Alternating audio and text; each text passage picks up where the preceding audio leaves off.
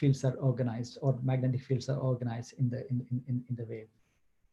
So this was absolutely fine for quite some time, in order to see this, how these things are producing, you can start with, for example, a charge.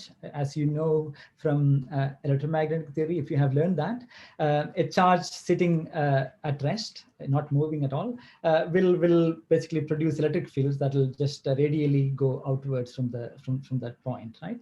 Now this is okay if it is a point charge sitting at rest, not doing anything. The moment you start moving the charge, you can actually see visually that the lines, the electric field lines are getting bent, and this is the beginning of producing light. So if you start moving the electric charge back and forth, you can actually see the electric field lines are actually wiggling quite a bit, almost forming a wave. So this is in a very, very simplistic picture. This is how all light that we see are produced, almost. So this was okay for quite a while. It was a very successful theory. People have done several experiments to demonstrate it is light is indeed produced of electric and magnetic fields, until there was a invention of this new effect called photoelectric effect. This basically is light falling on something and it producing a voltage, a current or voltage. Basically, light falls on a surface and it produces charges. It produces electric charges from the surface.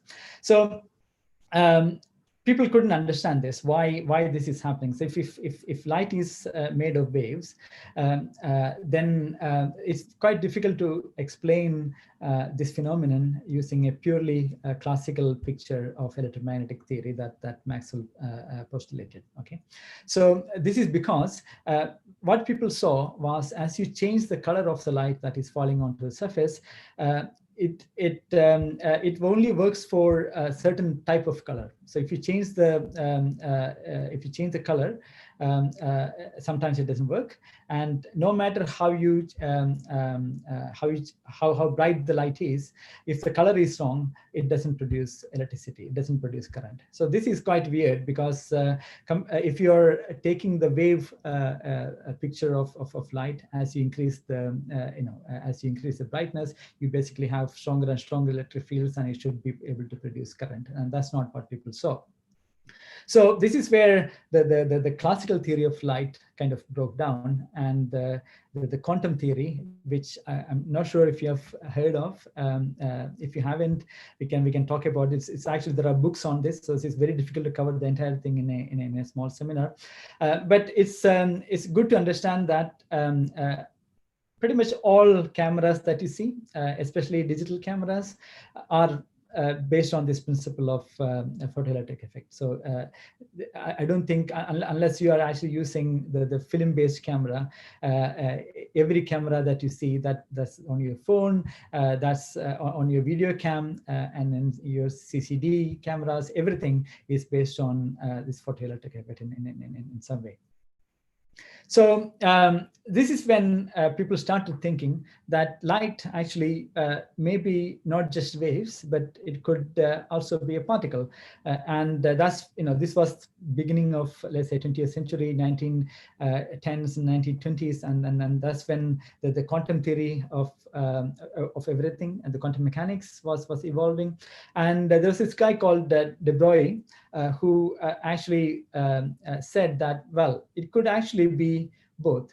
It can behave as waves as well as particles, and in fact, it's got this dual nature. So it behaves as waves until you try and observe them, and when you try and make a measurement, then it behaves as particles. And this is a universal phenomenon, not just for light, but also for pretty much all particles that we know. So every particle that we have, all the atoms that we are made of, and the ingredient particles like electrons, protons, positrons, everything has a wave nature too. So in fact, some of the instruments that we see to look at things close by, to magnify things like electron microscopes and things like that, work on this principle that electrons actually have a wave nature as well. So this wave particle duality is a fundamental nature of everything in life. It's just that how and sometimes you may not be able to see it, and your measurement needs to be accurate enough to detect this duality. That's all.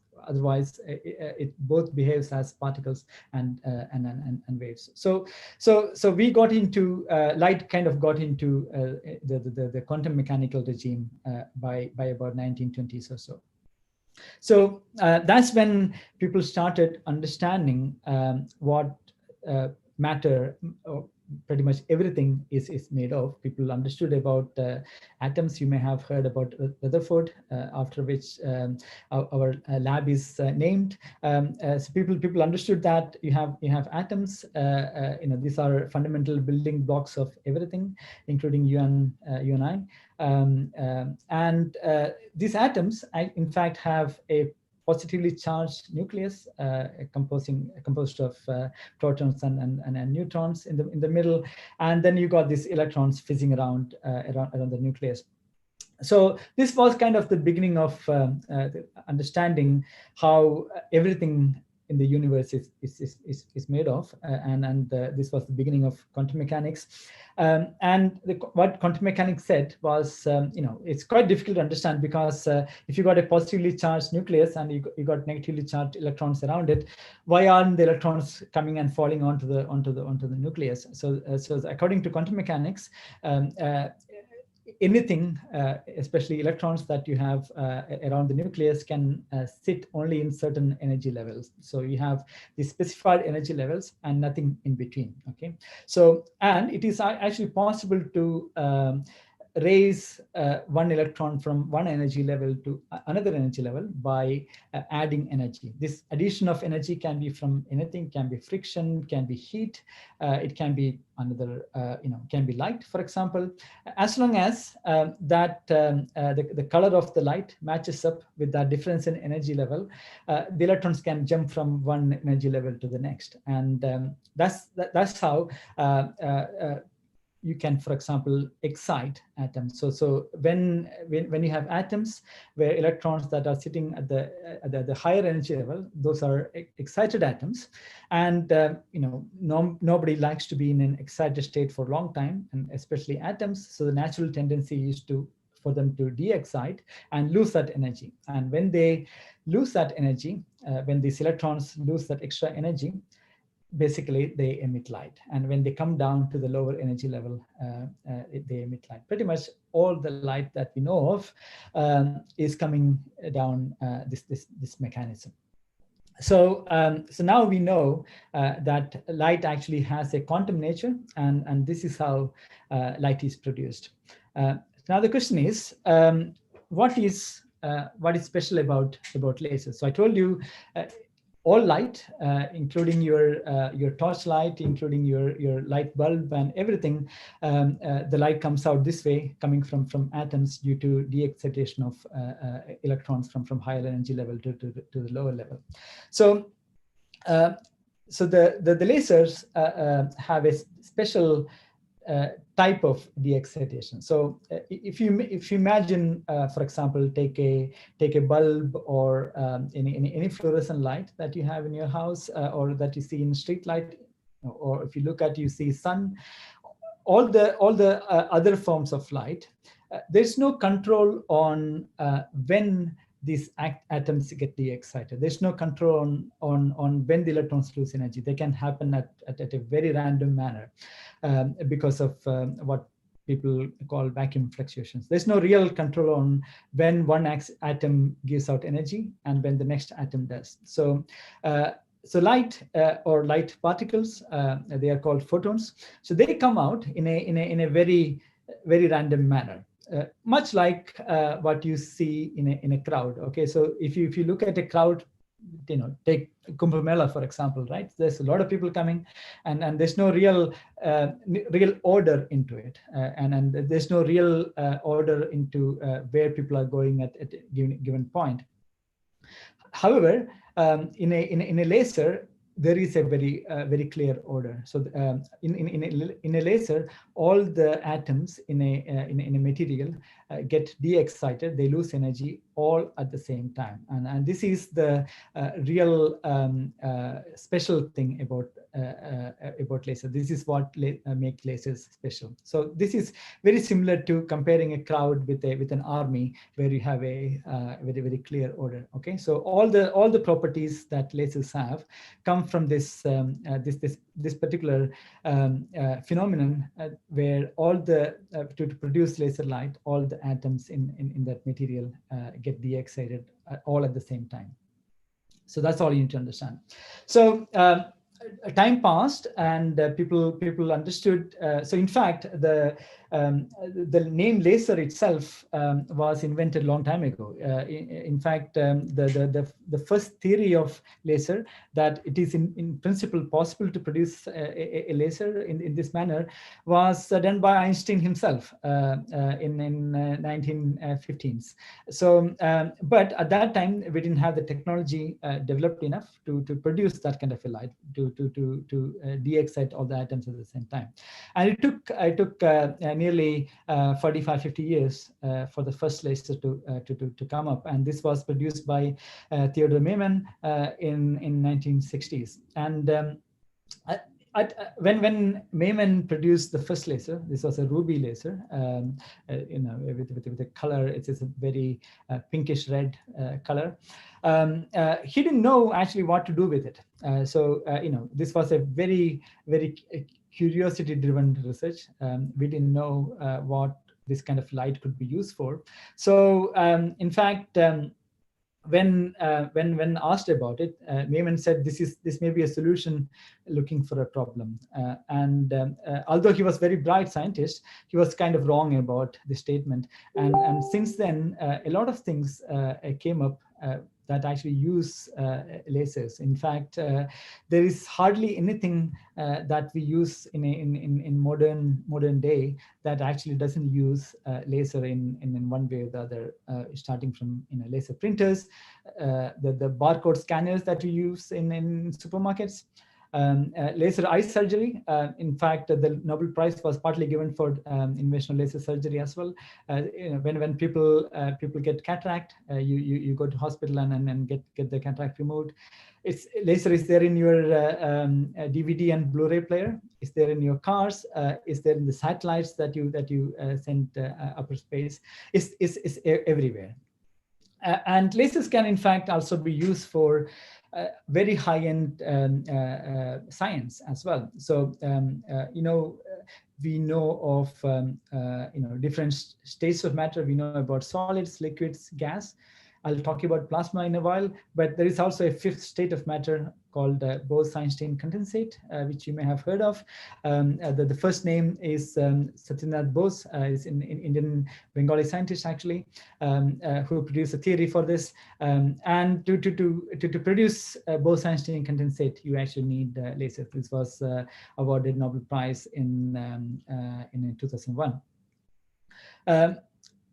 There is when we had the first manned mission to moon, they actually installed a little mirror there. It's called to reflect laser light coming from Earth back onto the onto Earth. So we have laser shooting at moon, reflecting off from a little mirror on the moon, reflecting the light back to the Earth. That's how we know accurately how far moon is, and we know that the distance from Earth to the moon actually increases about 4 centimeters per year, purely from this measurement. Recently, this was again 2-3 years ago, again a theory postulated by Einstein in its general theory of relativity, that there are gravitational waves. In order to detect gravitational waves, you have to actually build something called an interferometer, and not a small interferometer, but a very large one in states. It's called LIGO. In fact, we are going to have a LIGO India as well. That work is going on currently in India. And each arm of this interferometer is 4 kilometers long, and this is also run by lasers. But the things that I actually want to talk about today is a special class of lasers called high power lasers. So power, as you know, has a very simple definition, is energy over time.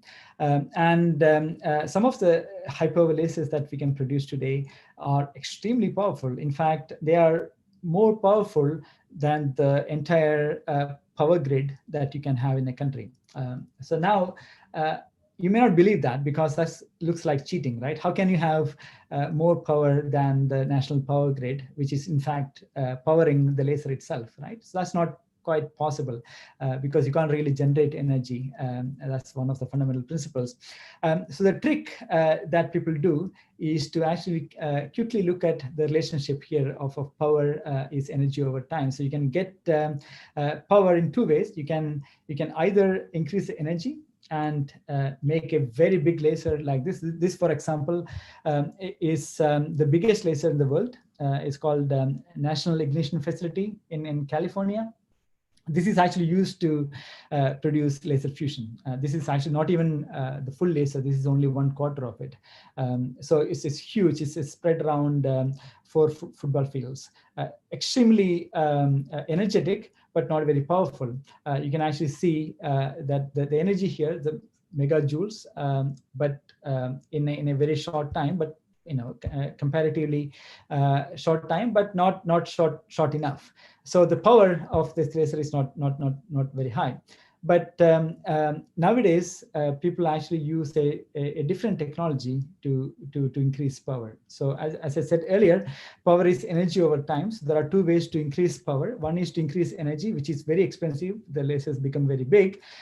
Or the second way is to supply the same energy in a very small amount of time.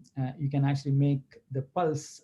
You can make the laser come in pulses, in fact, very, very short pulses. So the way people do this is to actually have this laser sitting in a cavity. There'll be multiple modes. I'm not going to the details of it. Essentially, with multiple wavelengths, they basically interfere, and they interfere constructively only for a very, very short period of time. And using this technology, you can actually create extremely short pulses of time, extremely short pulses of energy. This is how people generate high power lasers nowadays. In fact, these pulses are very, very short. I mean, compared to, for example, it takes about a second for light to travel from Earth to Moon,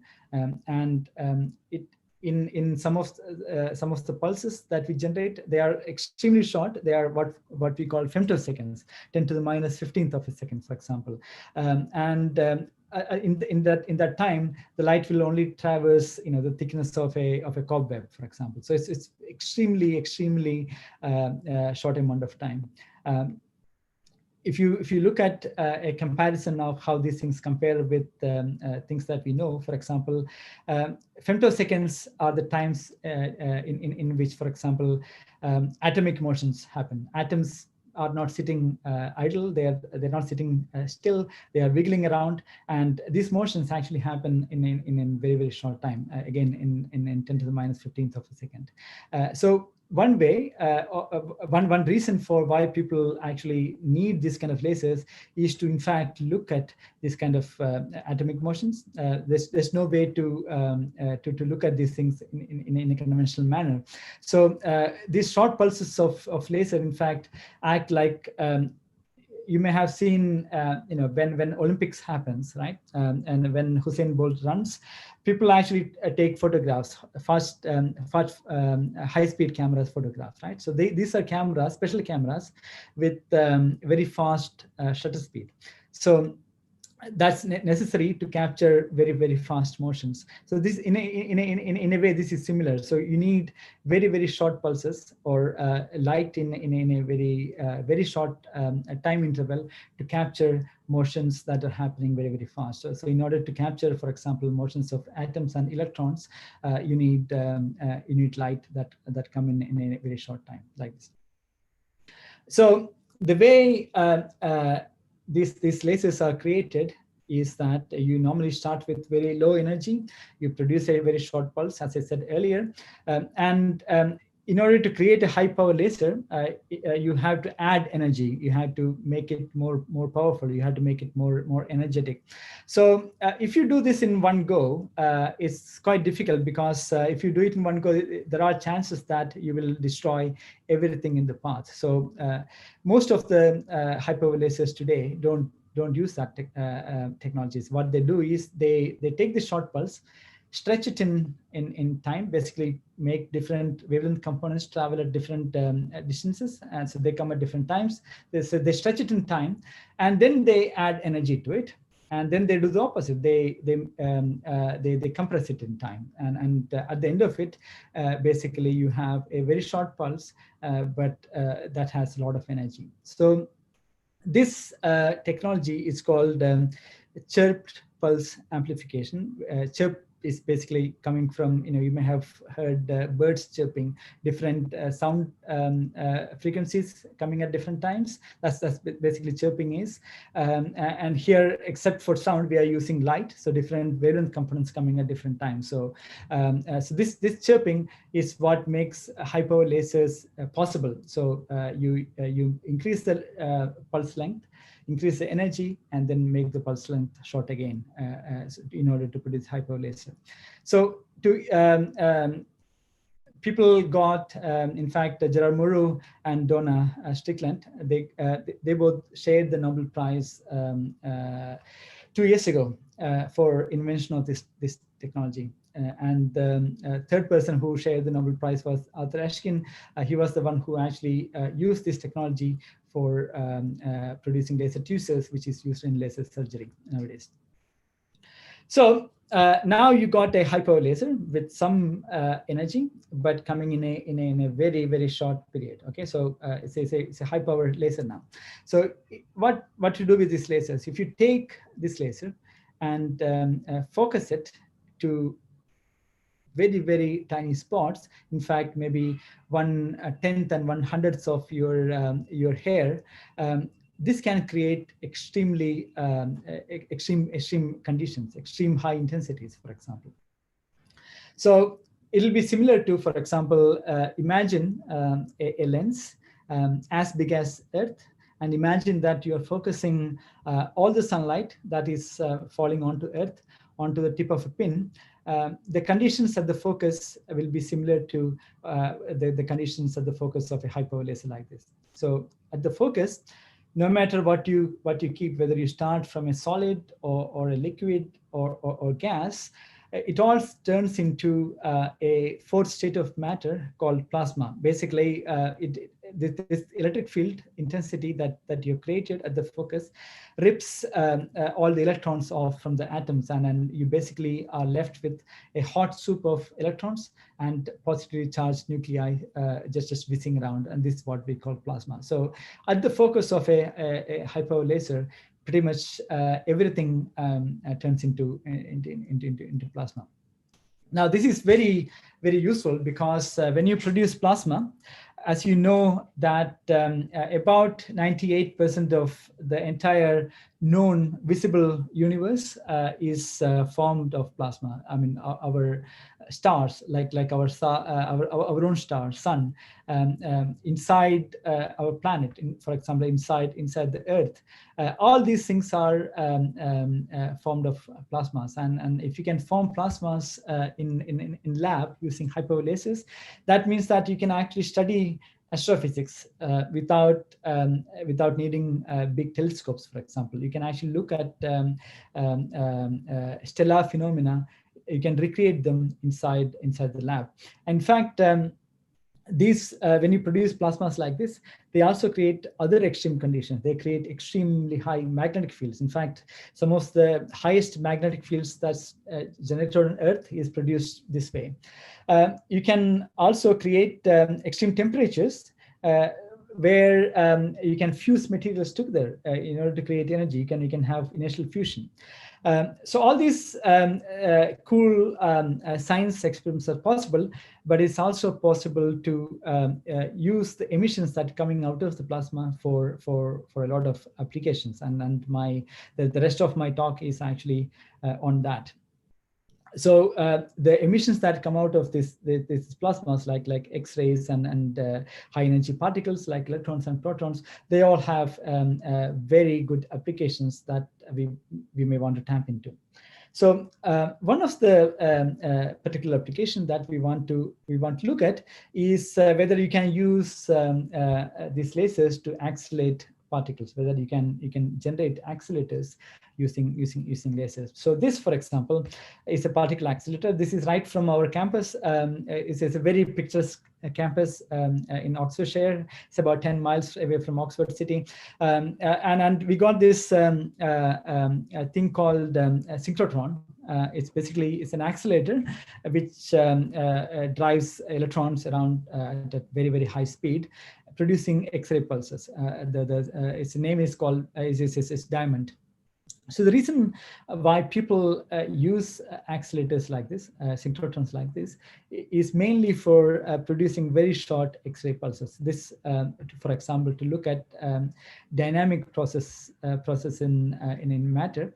This the video, if you can see that, is the live image of alveoli. Basically, as we breathe, the lung tissue, the alveoli, they absorb oxygen, and they basically transmit that onto the blood vessels that is surrounding it. So in order to understand the dynamics, this is not done in human. This is it's done in mouse. So it's basically mice lung. You can actually do a live imaging of that, and to understand the dynamic of that process happening. To do that, you need advanced X-ray sources like synchrotrons. The problem is these devices are extremely expensive, but also extremely big. So what we want to try and do using lasers is to see if you can make them compact and make them cheaper. Can you use lasers, for example, to replace the synchrotron that we just saw earlier?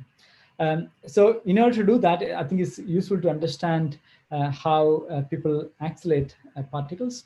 So a simple way of accelerating particles, especially charged particles, is to put them in an electric field. So let's say you start with a proton, and then you apply an electric field potential, and the positive charge will go to the negative potential. That's very simple. But if you want to increase the energy of this particle, it's quite difficult. One way is to increase the voltage that you apply, but as you keep on increasing the voltage, at some point things will start sparking, and that'll break down the entire thing. So then people thought, okay, what if we actually do this in stages? You instead of having it in one stage, you add multiple plates, and you can still accelerate particles that way, because you sustain that potential difference. But again, you have the same problem, because you still have to apply a very high voltage to an electric plate, which will start breaking it down. Then people thought, okay, maybe what if we start switching the voltages?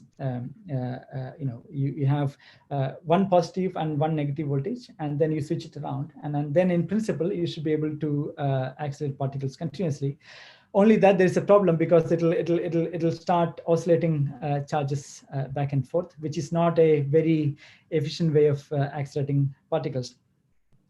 The only way of doing this is if you can switch the polarity of the voltages as the charged particle gets to the plate. So if you for example, you start with a negative voltage, and as the particle approaches the next plate, you switch the voltage again, it gets accelerated further, switch it again, and it accelerates further. So this way, you can actually continuously accelerate particles. This is how, in fact, all the particle accelerators in the world currently are accelerating particles. This, for example, is a video from CERN. Instead of using plates, what they use is they actually use the radio frequency wave they put into a cavity, and they basically produce these standing electric fields that'll switch as the particle get accelerated, and this switching is done in radio frequency period basically. So this is how all the conventional accelerators accelerate charged particles. Now, there's a problem with this because if you really want to get very, very high energy, there is a, if you have learned relativity, if you have at least heard about relativity, you would probably know that there is an ultimate speed limit in the universe, and that is the speed of light. As any particle with mass approaches the speed of light, due to the relativistic effect, the mass of the particles increase, and in fact it actually shoots up to almost infinity as you approach the speed of light. So some of the things that I've mentioned here is basically just a way of measuring energy. So as you get very close to the speed of light, let's say 95% of speed of light, you can term them as energy, what we call 1 MeV, mega electron volt. If you get to 99.99998% of speed of light, that's when it gets to 1 giga electron volt, 1 GeV. So you can never get the full 100% of C, but you can get very, very close to it. The problem is, as you get very close to the speed of light, the mass of the particle, in this case electrons, increase, and you need more and more energy to increase the speed of that particle again. So because of that, the particle accelerators, the size of these particle accelerators become very, very, very big as you increase energy. So the first such accelerator was produced by Ernst Lawrence, and this was, you could actually hold it in your hand, very modest energy, very small amount of energy. But the diamond accelerator that I showed you earlier, it gets to about 3 GeV, as you saw from the previous slide. It's very, very close to the speed of light, but it's about 1 kilometer long in circumference. The big daddy of all the accelerators is a CERN. It's basically sitting between the boundaries of Switzerland and France. It's about 27 kilometers long in circumference, and this is why. So as you increase the energy of the particle, you need bigger and bigger accelerators to produce them. And this is where lasers come in. What we want to try and do is whether you can actually shrink the size of these accelerators again, but retaining the energy using lasers. So we saw earlier that using high-power lasers, by focusing them, you can actually produce plasmas. As plasmas are nothing but a hot soup of electrons and positively charged ions, as I said. And electrons are actually quite light compared to the nucleus, about 2,000 times lighter. So, and these are charged particles, of course. So they move in the light field. They move in the electric field of light. When they start moving, the ions, since they are more massive, they don't move as much. So this basically creates a separation. So electrons move further, and ions don't move as much. So this creates a charge separation, and this essentially creates a potential in the plasma. And the strength of this potential, if you look at the electric field that you can create, is about 10,000 times larger than what you can create in a normal accelerator cavity, as the cavities that we saw earlier, the cavities where people use radio frequency waves. So if you can produce higher fields, that means that you can actually accelerate particles to higher energies. But this can happen in a very small length scale. So if you can produce 10,000 times stronger field, that means that you can shrink the size of that kind of an accelerator by about the same factor, by about 10,000 times. So a kilometer long accelerator in principle can be reduced to a few centimeters using lasers. So this is This is basically what we do. So it's a bit like a surfer getting accelerated. I don't know if you've seen ocean surfing.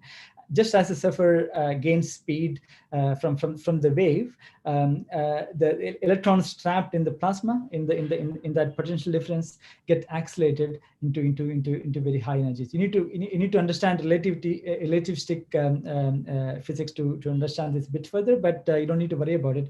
All you need to understand is that using the electric fields that you set up using lasers in a plasma, you can accelerate electrons to nearly the speed of light.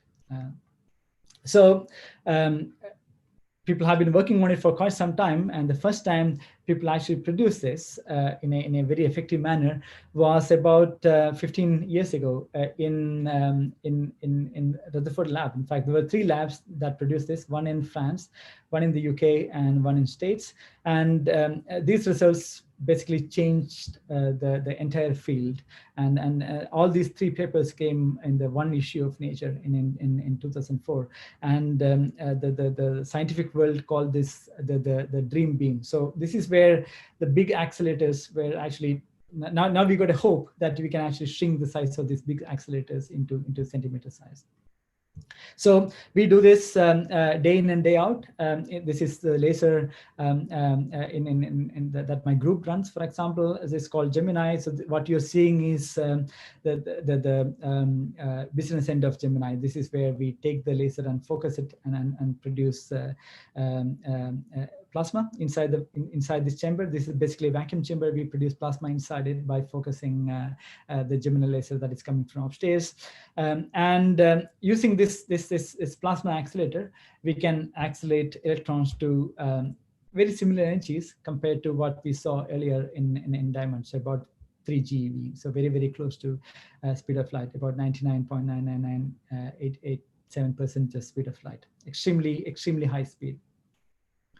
So there is another reason why people do this. So as these electrons or charged particles, electrons in this case, get accelerated in a plasma, they don't go in a straight line. So they, because you have this positively charged nuclei sitting there in the plasma, they kind of wiggle. So they go in an oscillatory fashion.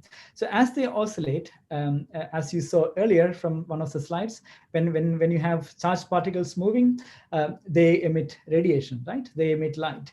And in this case, this light happens to be in X-ray regime. So as these electrons get accelerated, they emit very high quality synchrotron-like X-ray beams, what we call betatron. And this kind of special X-rays have a lot of applications in imaging. So for example, this makes a new type of X-ray imaging called phase contrast imaging possible. So if any of you have, for example, broken a bone at any point, you would know that you normally go into a hospital and get an X-ray done. Basically, the hospital X-ray works on a principle of shadow. So X-rays don't penetrate the bone as it does in the flesh. You basically end up seeing the shadow of a bone in the X-ray film, and this is okay for a normal a fracture and things like that. But if you got a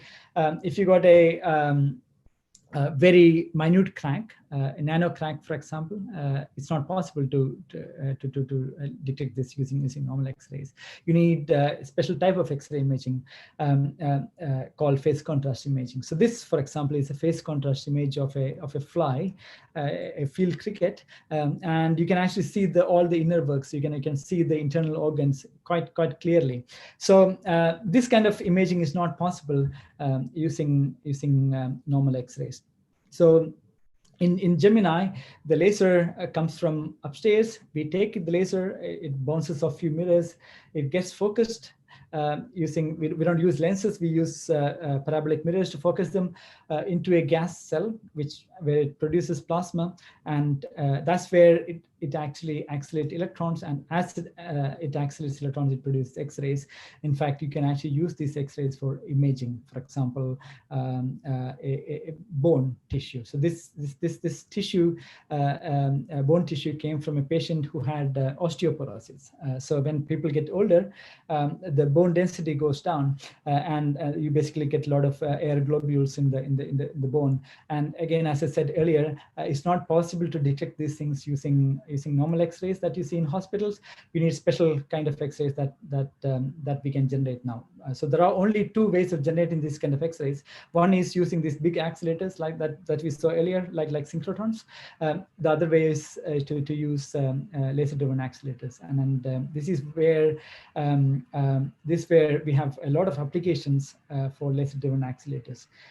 Synchrotrons are really big devices, extremely expensive. It takes about sometimes a few $100 million to make a synchrotron, and several tens of millions to run one.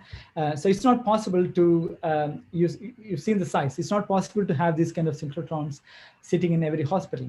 But if you can make them compact using lasers, then obviously you can have them in every hospital. This is the research that we are interested in. Only problem is that this, for example, is a 3D tomographic image of a mouse embryo. You can actually see the inner works of mice as they grow. So this is quite important to understand. For example, how different genotypes of mice develop over time, and how the different genes express. It's quite important in drug discovery, for example. So the only problem is, in order to take a scan like this, it takes about a few hours using a laser-driven accelerator.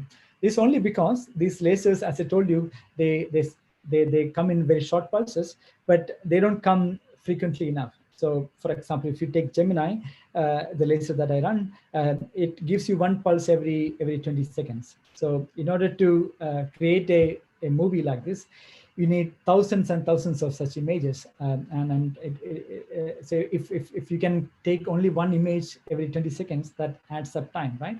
So then that means that to create a video like this, it takes about 3-4 hours, and this is not really practical if you really want to apply this in hospitals or indeed in industrial environments. And that is where you actually need to develop a new type of laser technology. So the reason why the conventional laser technology, conventional high-power laser technology cannot produce short pulses fast enough is because of the way it is created. So most of the lasers that we use currently use flash lamps. They are just a fancy version of your torchlight, and this is how you excite atoms. You basically use these flashlights to excite atoms and produce laser. So about flashlights and flash lamps. It basically emits very broad spectrum, pretty much white light. And you also saw earlier from the quantum mechanical picture that only certain type of color, only certain type of energy can excite atoms to the right level and produce laser.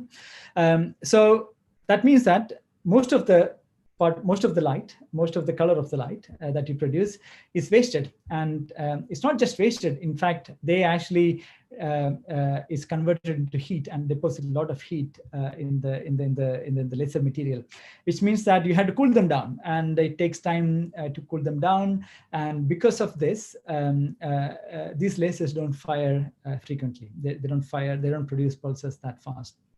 So this is why we have to move to a different type of technology called diode pumping, where it actually produces a light at the right color, and it excites atoms only just at the right amount, and nothing else. It doesn't produce so much heat. So it's much more efficient in terms of energy.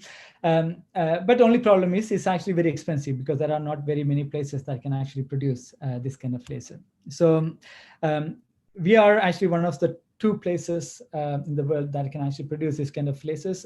So this is called, it's a new technology. It's called diode pumping technology. And essentially what you have is a lot of diode ceramic slabs which get excited, and you basically cool them down using cryogenic helium flowing in between. Again, you don't need to know the details. All you need to understand is it's a new type of laser technology that we have been developing, and because of that, you can actually run these laser accelerators at much higher rep rate than we could, for example, now. So we have created this kind of lasers over the past few years. We have used them in 2 places so far, one in Czech Republic, in a place called Highlights. The second one that we made is shipped to Hamburg in Germany. It's associated with the X-ray electron laser in Hamburg. So this was the first high energy diode pump laser operating at this kind of a repetition rate. So instead of having 1 pulse every 20 seconds, as I told you, using these lasers, now we can have 10 pulses a second, which means that you can create these movies much faster. So using this technology, we are now creating a new center at Rutherford lab. It's called the Extreme Photonics Application Center. It's an nearly £82 million investment from the UK government. We just inaugurated it a few months ago, right before the lockdown. Actually, you can actually see Donna Strickland. She was a Nobel laureate that I was talking about, who got a Nobel Prize in 2018. And so we basically dug the ground and started the building works in January, February times. And the building is progressing well. What we want to do is to open it up by 2024. So this center will use this new type of laser technology to drive plasma accelerators at very high rep rate, and we will use these accelerators for this laser-driven accelerators for various applications in medicine, as you saw earlier, and also in industry. So, for example, if you want to look at hairline cracks in aeroplane wings and things like this, it's not possible to do this in any other way. So these are the kind of applications that we want to pursue in this new center. If you look at the global activity, this whole field has mushroomed over the past decade. As soon as those first results that I told you about came in the last 10-15 years, there were only 3 or 4 petawatt lasers in 2000 around the world, but now there are about hundreds, and most of these lasers actually are used for driving laser-driven accelerators, purely for this application perspective. And we have started doing this in India now. So we opened a center to develop this technology in India in collaboration with TIFR. So this was inaugurated in 2019. So it's a £4 million investment from the UK. About $2.5 million will be spent in India. What we want to do is to develop technology in India. So it's part of the Make in India campaign in a way. So we've recruited about 10 staff in TIFR Hyderabad. What we want to do is to expand it to about 2025 in the next 6 months or so. You're welcome to join this, and all I want to say is, if you want to join laser physics, your future is bright. So this is where I stop. Thank you.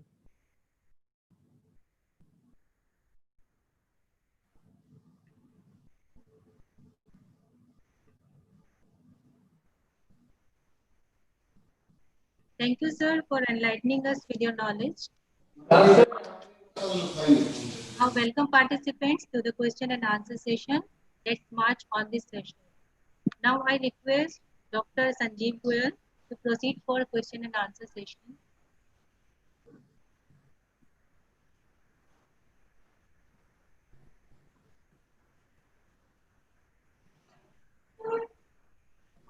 Sanjeev sir, unmute yourself. Sanjeev sir, unmute yourself. Thank you, Dr. Neeraji. Thank you, Professor Rajeev sir. It has been a very informative session. Lots of appreciation from the participants. Now there are a few questions, several questions. One question is from Manish Mishra. Yeah. He wished to ask up to what intensity and power the lasers are currently available? Yeah, so it's a good question. So currently, people can focus light into something like 10 to the 21 watts per square centimeter. It's a funny unit. It's not SI or CGS. It's a very funny unit that only laser physicists use. But compared to sunlight, it's about 10 to the 24 times higher. So 10 to 21 watts per square centimeter is the highest intensity that people have produced so far. But with the lasers that are currently in the process of building, for example, this is the laser called extreme light infrastructure in Europe. Once that is fully operational, we will be able to go 10 times higher intensity. So you'll be able to get 10 to the 22 watts per square centimeter. Thank you, sir. I think Dr. Manish Mishra must have received the answer. Now another question from Dr. Mangal and Mr. Abhay Pandey, sir. They ask how high power lasers are useful for practical applications in India. Yeah, so this again is very important. The reason why we want to start this center in India. I mean, Pawan probably knows this because he has been to some of the workshops before. So this was not an accidental thing. So we did a couple of workshops using the Newton program. It's called Newton Bhabha program, funded by DAE as well as UK. So this has been going on for past few years, and we basically gathered around academics from various places in India as well as from UK universities, and the main applications that we really want to pursue are the applications of the radiations that you get from these plasmas, like for example electron and X-ray beams. So currently there's only one synchrotron in India, Indus, in indoor, and it's not fully open to public, and obviously, as I said, it's a very expensive device. If you want to use this kind of special X-rays for applications in hospitals, but also in manufacturing industries, maybe, then it's not possible to have this kind of synchrotrons in everywhere. So the reason why we want to develop this technology in India using Indian involvement is that we can once this is tested, we can in future roll this out to Indian industries and maybe even Indian hospitals later on. I mean, it's not immediate. We are talking about maybe 10-15 years from now, but the technology development has to start from now. Thank you, sir. Thank you so much. Another question from Pritika. She asks, kindly brief about the hazards and cautions involved while working with a high power laser. Yeah, and that again is a very good question. So I didn't touch on the safety aspects of it. So so there are various safety issues in working with this kind of laser. So these lasers are extremely powerful, and you don't need to. You only need maybe a millionth of part of the laser to get into your eye to permanently blind you. So when we operate these lasers, we have to wear special types of goggles to protect you from this laser radiation. That's only one aspect of safety. The major problem is that I told you, when you take these lasers and focus them, you can create conditions similar to centers of stars, right? So extremely high temperature and things like this. So when you produce this kind of conditions, they emit a lot of X-rays. In fact, the radiation dosage that you generate using these lasers, focusing these lasers, it'll be very similar to what you have from a nuclear reactor.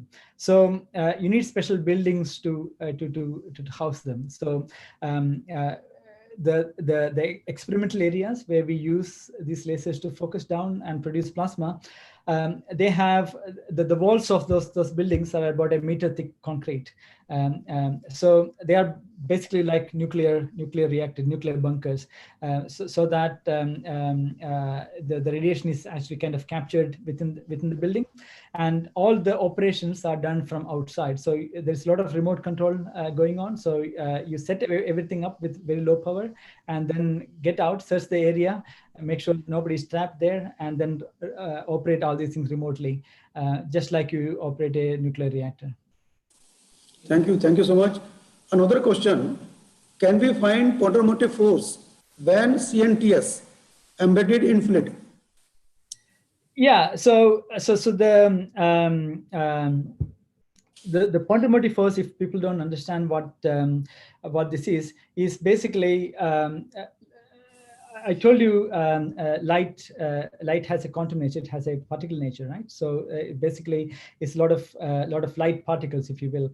So when you shine light on something, these light particles strike something and then can get reflected off. So this process imparts some momentum. It imparts some force onto the things that light falls on. It's just that we don't normally see it because the intensity of light that we normally are used to is not very high. So when you have this kind of high power lasers, in fact, when the intensity is very high, you are basically focusing something like 10 to the 30 light particles, photons, onto something very small. And in that case, the light pressure, the pressure that the light can exert is actually very, very high. And this is what, in a way, called quantum motive force. So this is actually used in the laser tweezers, for example. This is how laser tweezers work. So if you impart carbon nanotubes, for example, there are ways to control the quantum motive force. So, for example, when you have nanostructures, they can focus light further. They can actually increase the local intensity even further, and there are ways to increase the quantum motive force using nanostructures like carbon nanotubes. Thank you, sir. Thank you so much. Now, Dr. Pawan will share some screen. Dr. Pawan, please. I think we have more questions also on Zoom. We have many questions on Zoom also, Pavan sir. If we can have the hand raise option, Neena ma'am. Madam, I have all the questions on the Zoom also. We have, and the co-host can see the questions. We have a lot of questions on Zoom also. Yeah, I can see one question here. For example, how laser-driven X-rays are safer for using body. In fact, that's actually it's a very good question. In fact, and when I said this is similar to a nuclear reactor and things like that, that's something that people normally worry about, right? So this is an active area where there is a lot of research going on, whether laser-driven X-rays are safer compared to normal X-rays that you get normally or not. So the current understanding is that these X-rays, I told you the lasers that we use to drive these X-rays are very, very short pulses, right? So they come in extremely short amount of time. So consequently, the X-rays that you generate using these lasers are also extremely short. So they are the shortest X-ray pulses that you can create. So the understanding currently is that the pulse length of these X-rays are so short that they don't have enough time to impart energy into body tissues. So the collateral damage that you may have from normal X-rays may not be there if you use laser-driven X-rays. But there's nothing conclusive about it. There are still a lot of work going on. Hello. Hello. Hello. Hi. Hi. Actually, we want to collaborate in the following research areas, like as intense laser matter interaction and laser plasma interaction, like at the parametric instabilities. You are also expert experimentalist, and novel ideas for laser and all the phenomena are based on the laser plasma interactions also, and nanoplasmonics. That is my choice, because you also did good work on the nanoplasmonics. So please told me about in which area we may more concentrate on from the laser plasma interaction, on laser plasma interaction, because here we are theoretical and we can do the theoretical and the computational studies at here. So Pawan, that's a good question again. So the parametric instabilities is a big topic. In fact, some of the instabilities that you have in plasmas, for example, Raman scattering and Gilman scattering, all these things are instabilities, as you know. They have again a lot of applications. In fact, there are works that you may be aware of, people like Raoul Chines, Peter Norris, and even Dino himself. Yeah. There are suggestions that that these instabilities can in fact be used for amplifying laser power further. So but so far there haven't been any any conclusive experimental evidence for these things. They are still theoretical. So and this is probably one area where there's a lot of scope for investigation, especially in India. And as you probably know, you may have noticed that in the map there are currently, I think, 3 or 4 high-power lasers in India. One in RKGIT in Indore. There's one in BRC, but the BRC one is not obviously open for public. And there's one in TIFR Mumbai, and there's going to be a petawatt laser in TIFR Hyderabad. And these are the activities that, for example, we can pursue once that petawatt laser comes online. So my question is that we can collaborate with you in the compact accelerator. Yes. Oh, and the use of nanostructures in intense fields is a big field. I mean, it's a fairly old one as well. I mean, I started on it when I was doing PhD in TIFR. That's still ongoing. In fact, Professor Krishnamurthy himself is working on that. So there are a lot of collaborative opportunities. Okay. Thank you. Most welcome. Actually, we did a lot of work on the terahertz radiation generation. Now terahertz become the saturate. I'm not interested now. Terahertz, like on the graphene, I did some work on the graphene, and actually my motive is to compact X-ray ferroelectron laser, graphene based, graphene and the surface plasmon based ferroelectron laser, a compact X-ray laser or gamma laser. So I think that is possible to that graphene is suitable for the particle accelerator. Is possible graphene? It's very, very difficult to say. So the problem in using laser-driven accelerators like this for producing free electron lasers is that the radiation that you produce is not fully coherent. So it's not coherent in time. It's coherent in space, but not quite coherent in time. So because of that, the add up of different photons to produce a laser is kind of difficult. I think people are trying to get in order to get free electron lasers, as you might know, you need to have very high quality electron beam, extremely narrow energy, and extremely low emittance. And currently, the electron beams that you can produce using laser-driven accelerators is not at that stage. But this is an active research area. In fact, a lot of people. I mean, the one that we are working on again with the European collaboration, this Eupraxia. One of the main goals of that project is to actually create a laser-driven X-ray free electron laser eventually. But the control that we have on the electron beam quality is not yet there. But that doesn't mean that we can't get there. But it's not currently available. So maybe in a few years' time. Okay, sir. There is a question from research scholar. Yeah. Sir, is there any training school possible for research scholars, those who are working in laser plasma interactions? Yeah, that's in fact, I would really like to have that. In fact, I think it's a very good question. I think we kind of partly did this. I think Pawan probably knows this. So I said we conducted a couple of workshops in India. One was in I'm originally from Kerala. The first workshop was in Kerala. Second was in Bangalore, TFR Center in Bangalore. What we want to do is to conduct a week-long workshop. In fact, Professor Amita Das, I think Pawan knows her. She's in IIT Delhi.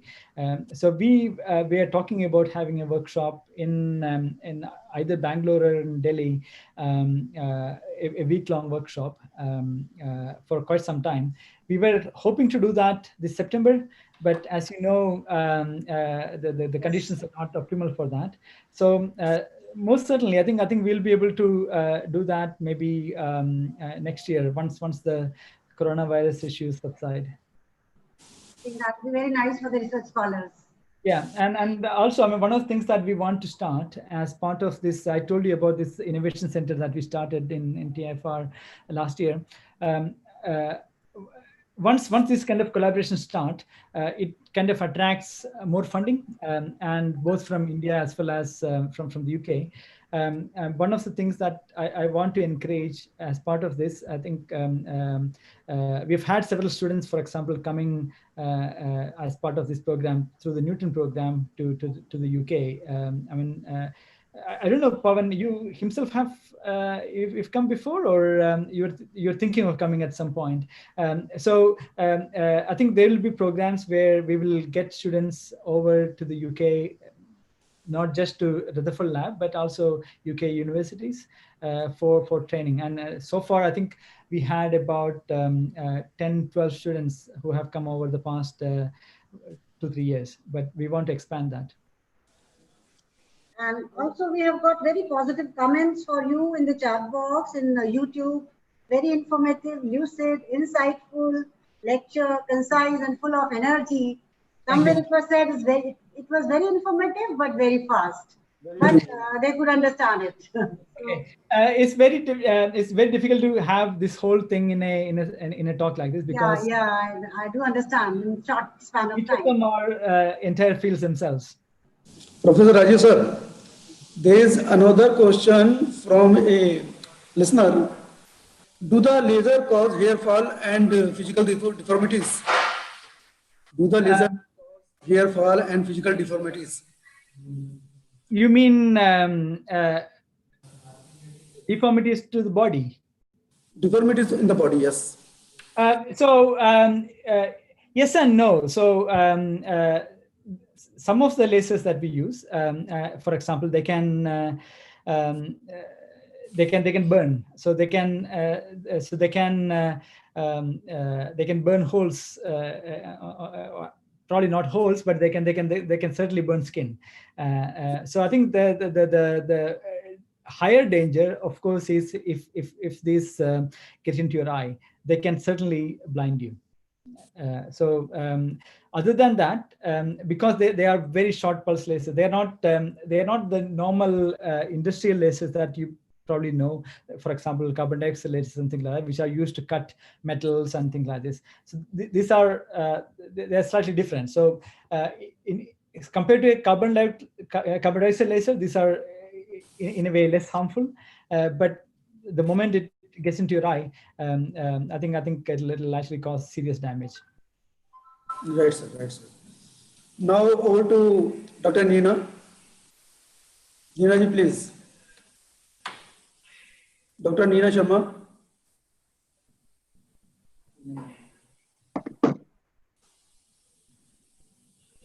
Thank you, sir. Thank you, Rajeev, sir. Thank you, Sandeep, sir. My pleasure. Now we would be ending question and answer session. Thank you, Rajeev, sir, for answering with your facts and figures. Now I would like to invite Dr. Parag Singhal for vote of thanks.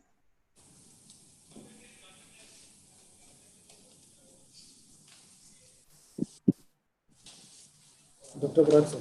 Parag sir, please unmute yourself.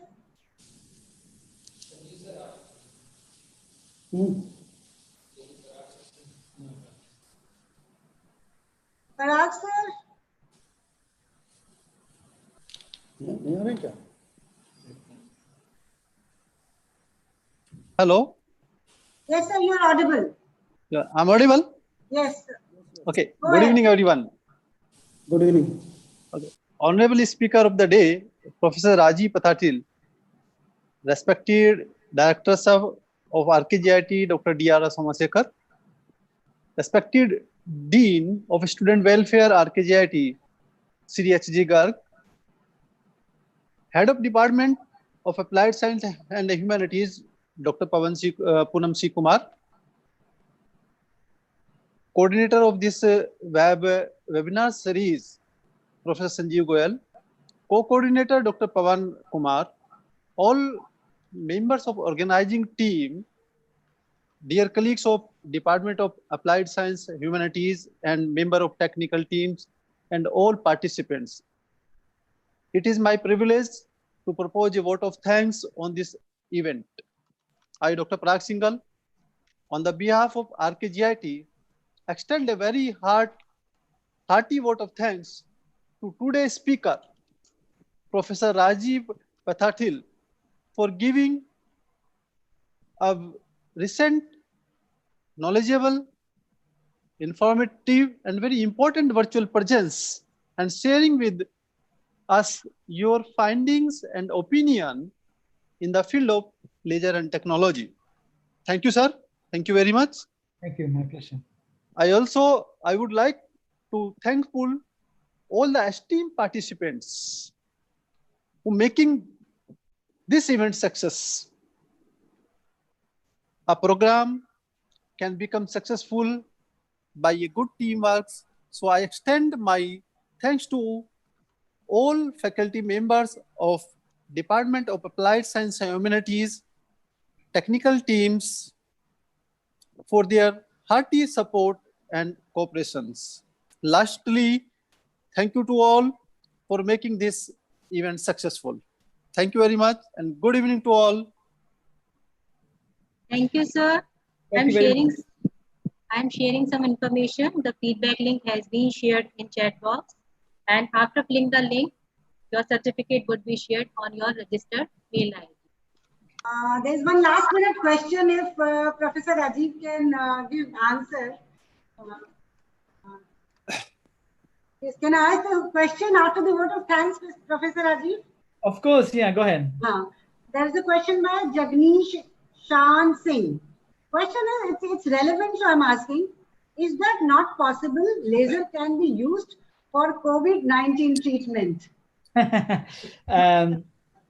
Treatment, I don't know, but I think you can use lasers for detecting the virus. I think people are, for example, currently investigating. I told you about some of the microscopy. So in fact, there's some work going on right in our lab to look at, for example, how viruses affect tissues and what kind of damage it actually causes. So you need super resolution microscopy for this, things that you can't normally get using normal microscopes. So we can actually go below the diffraction limit of light using special techniques. So that work is happening, and I know that there are techniques based on interferometry to look at phase changes in for example, blood cells when they get infected with virus. I think a lot of these things are in R&D stage. I know that in fact they've started using some of these things in Dubai. So when a lot of people travel from Dubai to Abu Dhabi and back and forth. So I think they've started using some of these techniques to have a quick test to see if people have got symptoms or not. I don't know the success rate of these tests yet, because this is very new disease. So I think people are still doing a lot of R&D on this. think the person must have got the answer. Thank you so much. And I think we can close. Before we close, I think all the organizing team members and along with Professor Rajeev, put your video on so that we can take a snapshot. Sure.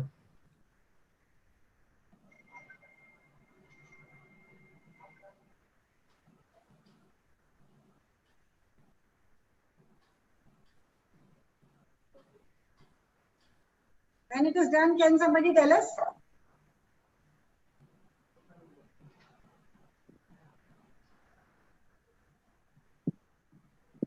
Ina ma'am? Only 6-7 people are there. Okay, whatever. You just take the.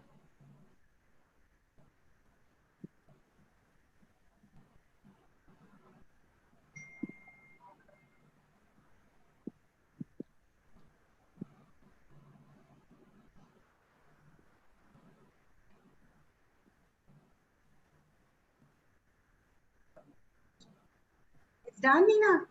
Nina? Yes, ma'am, it's done from my side. Okay, okay then. All of you can fill the feedback form. You have already told them on YouTube also. And, I just want to thank you. I think this was very enjoyable. I really liked it. thank you, sir. Thank you. It was nice for us also. You took out so much of time.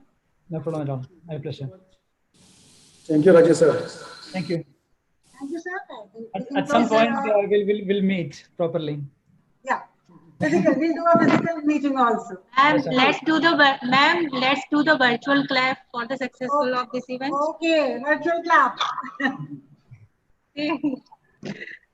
Okay.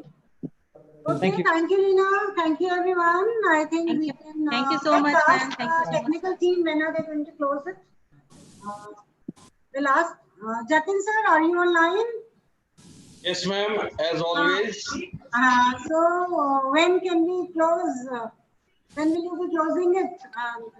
We are Ma'am, if the meeting is over, then allow me to end the meeting. what about the feedback links?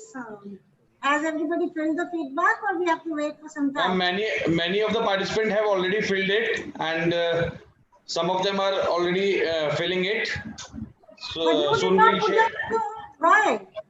The Yes, ma'am. technical team behind the show. Why did you not put your video on? Because we are always behind, ma'am. No, but now we want to see. Now people are leaving. We want to see you also. Okay. So Rajeev will see. See, this is the man behind the show. And Santosh sir also come. Many thanks. It is wonderful. There's no problem. The pleasure is all our mine, Rajeev sir. It was very nice talk. Thank you. Thanks a lot. Okay, okay then. Bye. Thank you all. So 10 minutes back you can close and we will leave the meeting. Sure, ma'am. I'll end the meeting after 10 minutes. Those who have failed may leave. Okay, thank you. Can I leave now or? Yeah, I think. Yeah. Sure, sir. Unless you You want to can. talk to Pawan or something, if you want to interact, it's open for 10 minutes. Okay. Okay. We talk in Facebook. Yeah, okay. Okay. Okay, thank you, sir. Thank you. Okay, bye. Bye, sir. Bye, everyone. Bye. Bye bye. Bye bye.